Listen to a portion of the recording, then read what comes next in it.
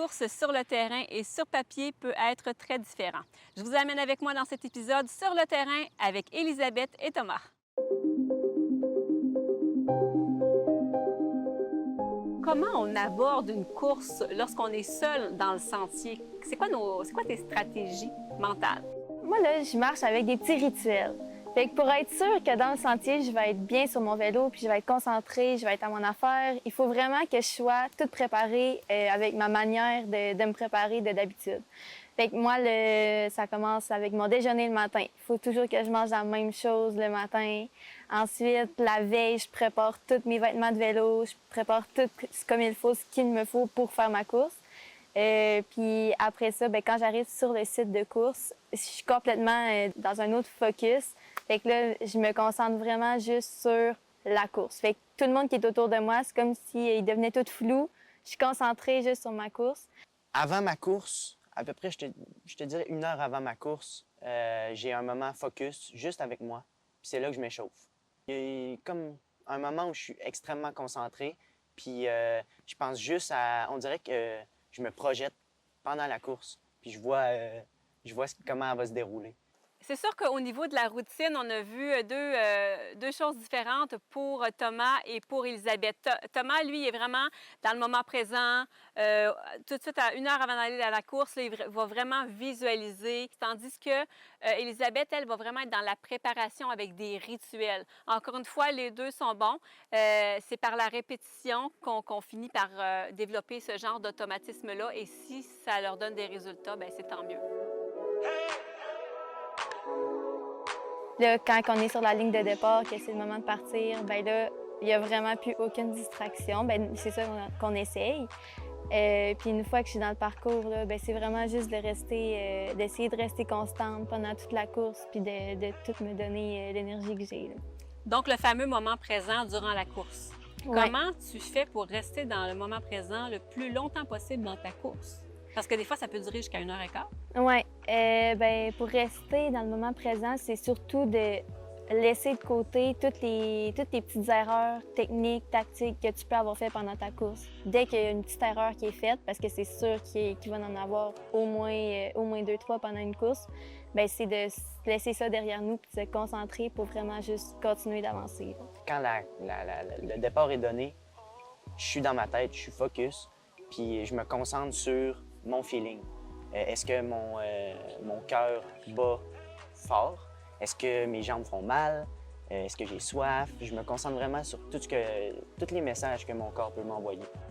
Entre les tours, ici, je vois qu'ici, là, il y a comme eu un mur, là, comparativement à la course précédente, là, où ça avait été un petit peu plus constant.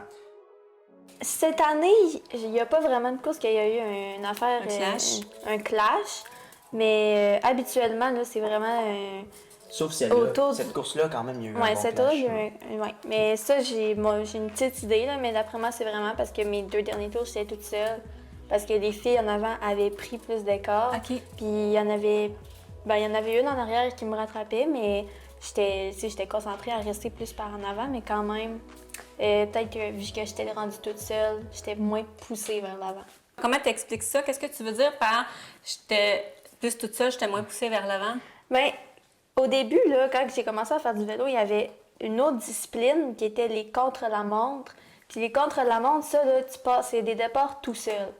Puis c'est à 30 secondes d'intervalle, je passe entre chaque fille. OK. Fait que là, t'es tout le temps motivé à aller chercher la fille qui est devant toi. Mais moi, j'ai toujours eu de la difficulté dans ces épreuves-là parce que, vu que je voyais pas dès le départ la personne en avant de moi, comme j'oublie qu'il y a d'autres gens. Fait que je fais juste me concentrer pour pas me faire rattraper, alors qu'il faut que je me concentre pour rattraper celles qui sont en avant. Fait que d'après moi, c'est un peu la même chose qui s'est passée là, quand ils ont réussi à mettre un écart, que là, j'ai comme perdu le focus, puis j'ai oublié qu'il y avait d'autres filles en avant. Entre nous, là, on appelle ça le pilote automatique. Quand le pilote automatique embarque, c'est pas bon, parce qu'on va à un pace sans trop réfléchir. On force quand même, mais on n'a plus le focus, puis c'est là qu'on peut perdre des secondes. Oui, avec les mêmes jambes, la même quantité d'énergie qu'on met dans le réservoir, la même personne, les mêmes si elle voit sont l'adversaire devant elle, pédale plus vite, et si elle la voit plus, Là, elle se fait rattraper Ouais. par celle qui arrive Ouais. en arrière. On peut effectivement changer l'association que le cerveau fait avec le course contre la montre et le pratiquer petit à petit pour former ce qu'on appelle un nouveau chemin neuronal dans son cerveau.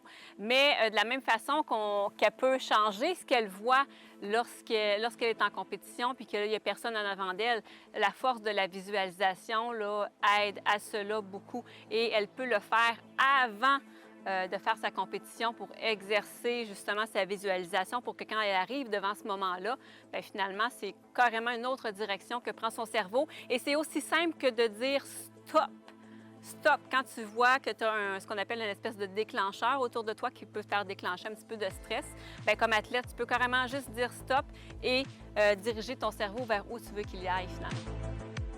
Thomas, tu as la chance de vivre l'expérience du vélo de montagne des deux côtés, en aidant beaucoup ta sœur et Oui. en vivant toi-même avec les garçons. C'est quoi la différence principale entre le vélo de montagne du volet expert chez les hommes versus chez les femmes? Il n'y a pas beaucoup de différence, excepté un petit peu la vitesse, mais c'est les mêmes entraînements. Fait que c'est pour ça que je suis capable de vraiment aider ma sœur là-dedans puis qu'on forme une bonne équipe, là.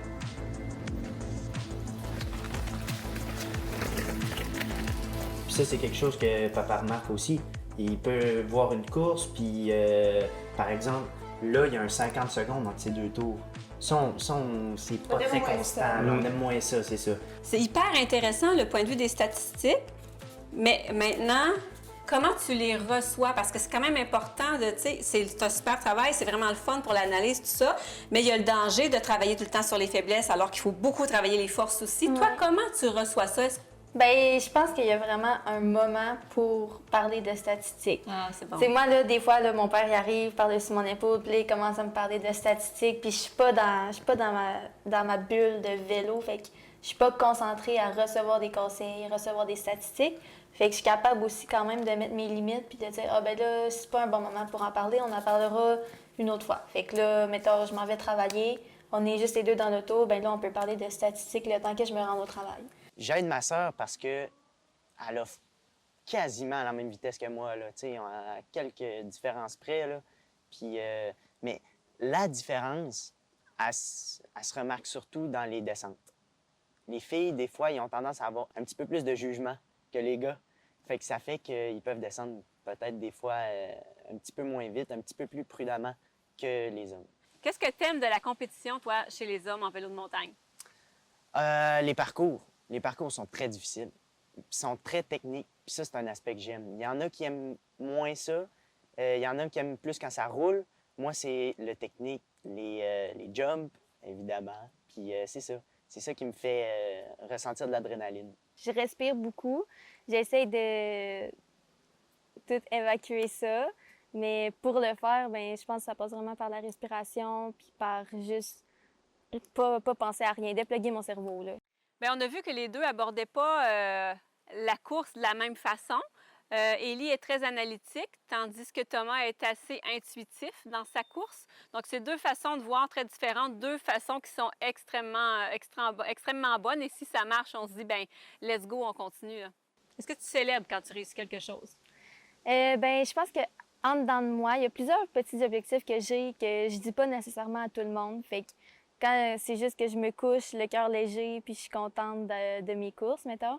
Mais j'ai jamais fait vraiment de grosses célébrations sur l'atteinte d'un objectif, mais ça fait toujours du bien d'en atteindre quand même, là. Puis, qu'est-ce que tu dis à l'intérieur de toi? C'est quoi ton discours interne lorsque tu abordes une course? Je suis belle, je suis bonne, je suis capable. C'est pas mal, c'est pas mal les trois choses que je me dis, là. Puis ça me met dans mon état. Sinon, je suis rapide, je suis légère, je grimpe bien. Fait que ça vient en paquet de trois, mais c'est juste, je me répète ça dans ma tête pour me rappeler que c'est mon sport, que je suis habile là-dedans, puis qu'il n'y a rien qui peut m'arrêter.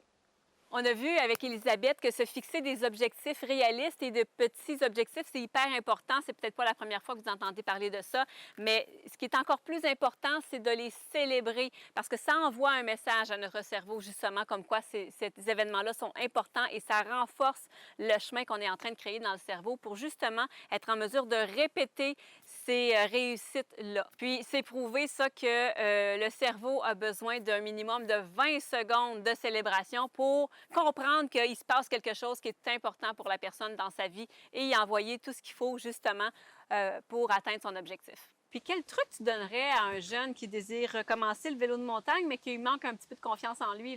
Peut-être qu'il a peur ou qu'il manque de confiance? Oui, ça m'est déjà arrivé. J'ai été quelqu'un qui était craintif, surtout au moment du départ. Ce que je dirais, c'est que le pire moment, c'est au départ. Une fois que le sifflet sonne, tout ton monde autour s'arrête, puis là, c'est ta compétition. C'est your time to shine. Puis c'est ça. Fait que le plus stressant, c'est au début. C'est sur la ligne de départ. Une fois que ce moment-là est passé, enjoy. Le reste, c'est juste du plaisir. Bien, je pense que je lui dirais de pratiquer, puis que ça fait vraiment partie de la course de faire des erreurs. Fait que pendant ta course, juste pas y repenser, mais après la course, quand tu es reposé, que ton effort est donné, bien là, de repenser à comment j'aurais pu m'améliorer quand j'ai fait cette erreur-là. Mais c'est vraiment pas le moment de le faire pendant la course. Fait que c'est vraiment juste d'y revenir après. Vous faites le vélo en famille, c'est beaucoup quelque chose que vous faites ensemble. Donc, peu importe la discipline, c'est souvent quelque chose qui prend du temps, qui prend de l'argent. Parfois, on fait face à ce jugement-là aussi. Comment on arrive finalement à avoir une vie dans tout ça? Je pense que c'est basé sur le plaisir. Nous, on va chercher du plaisir à travers le vélo. C'est des moments en famille. C'est plutôt que d'aller au chalet à toutes les fins de semaine ou de faire d'autres voyages. Nous, on a la chance d'être à 100% dans le vélo, à 100% ensemble. Puis c'est hyper agréable. Donc, la satisfaction, c'est immense là, de voir que nos enfants veulent faire de la course de vélo, décident de ne pas travailler pendant l'été parce que ça prend tout leur temps de faire les entraînements puis d'aller aux courses de vélo, mais que tout ça nous donne des super moments en famille. Pour nous, c'est la formule gagnante, là. Quelle place prend le vélo dans ta vie? C'est quoi pour toi? J'ai fait la décision il y a quelques années que je voulais me concentrer sur le vélo. Moi, je faisais du ski alpin, du ballet classique, j'ai fait de la natation.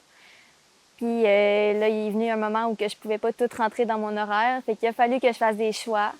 J'ai laissé tout tomber. Je fais tout maintenant juste pour le plaisir. Mais le vélo, c'est vraiment la compétition, le plaisir. Puis c'est une énorme place dans ma vie.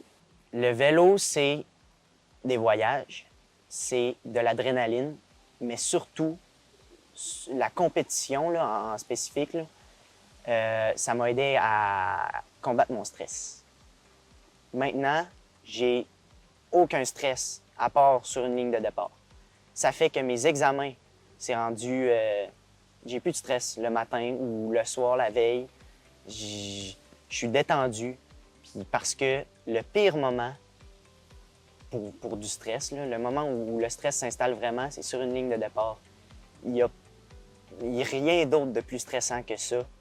Fait que j'ai appris à faire la part des choses. J'ai appris à relativiser, puis à me dire qu'un examen, c'est pas si pire que ça. Une entrevue, c'est pas si pire que ça. Fait que c'est ça, j'ai appris à relativiser.